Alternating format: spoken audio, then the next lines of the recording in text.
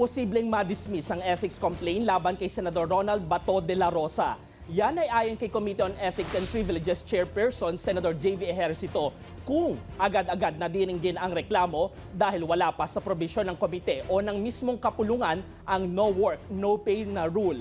Kailangan muna anyang may isang senador na magsulong para amyendahan ito sakaling muling ihain ang reklamo.